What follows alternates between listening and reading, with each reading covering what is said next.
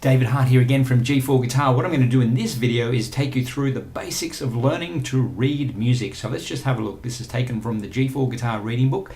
At the top here you can see that it says fingers. So we've got a thumb and 4 fingers there, numbered 1, 2, 3, 4. So you just have to remember what they're called and what the numbers are, and as we refer to them further down.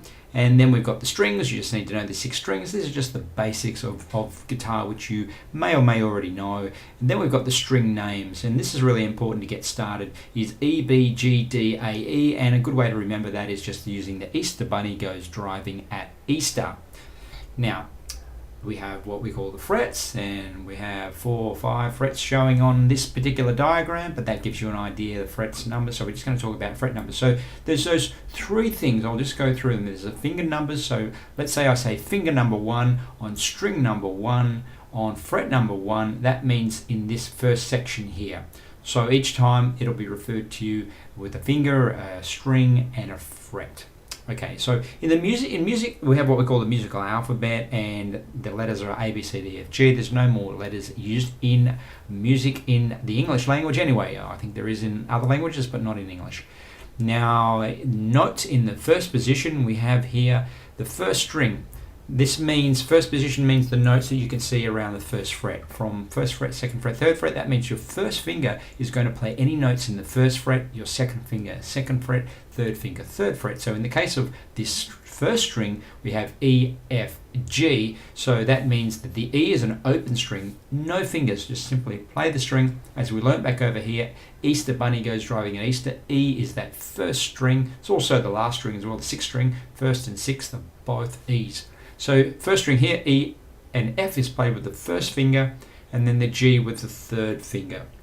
So that's just an example. You're going to go through and you're going to learn all the strings and where all these notes are on each of the strings. You only have to learn what we call the notes in the key of C to begin with.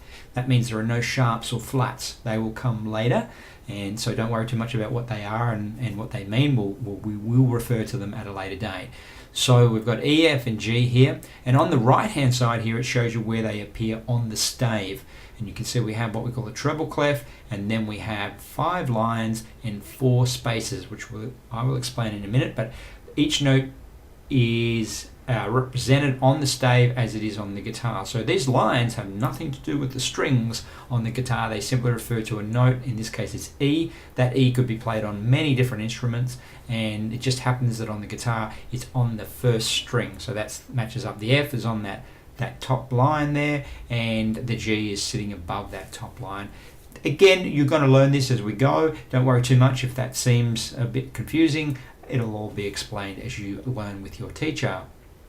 Now, music theory basics. So there are some things that you just need to know if you're going to read music, and I'll just go through a few quick things here. The first thing is the treble clef, and by the way, you should have this all printed out, or you should at least have it on a PDF that you can see on your computer.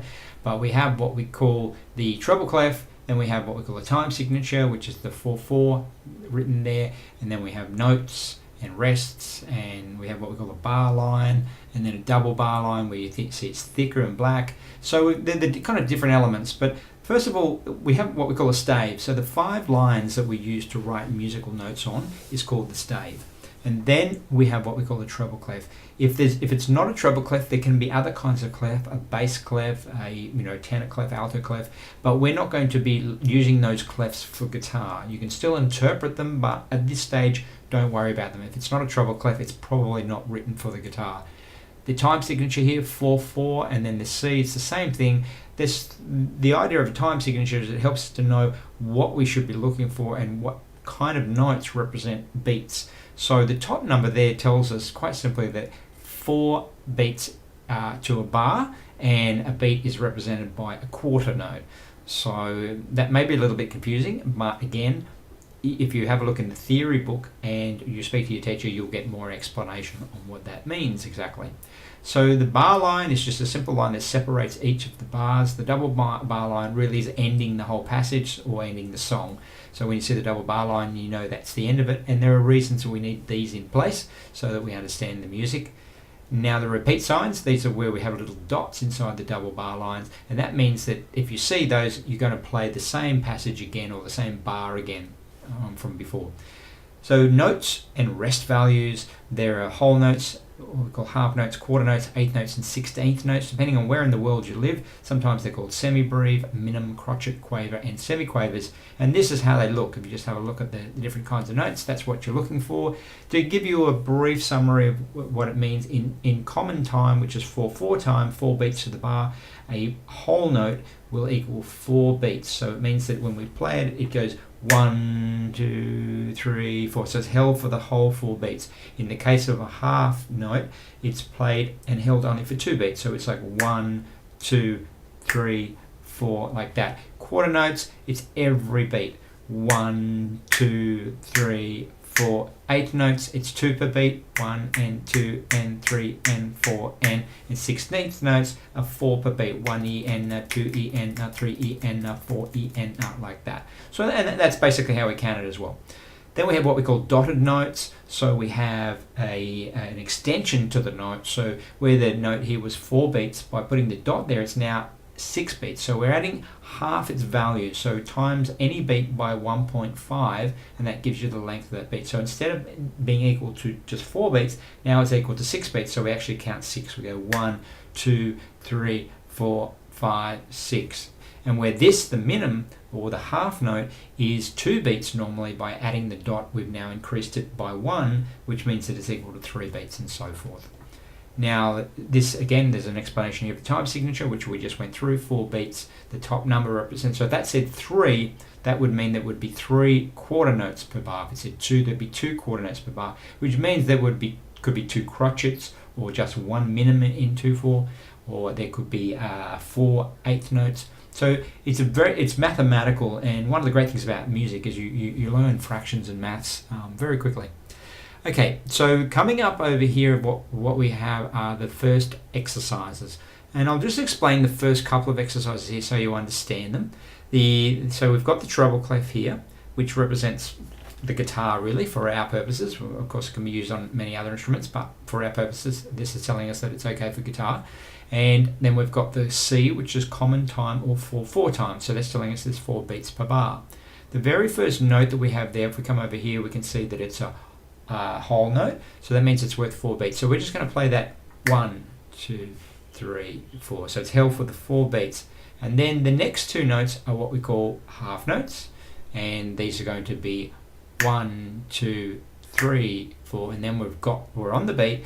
The quarter notes, which are going to be 1, 2, 3, 4, finishing with the whole note, which is again 4. 1, 2, 3, 4. So if I was to play that, I'll count it and listen to my finger click, and it'll be like 1, 2, 3, 4, 1, 2, 3, 4, 1, 2, 3, 4, 1, 2, 3, 4. So the note, as you can see, exercise 1 is E.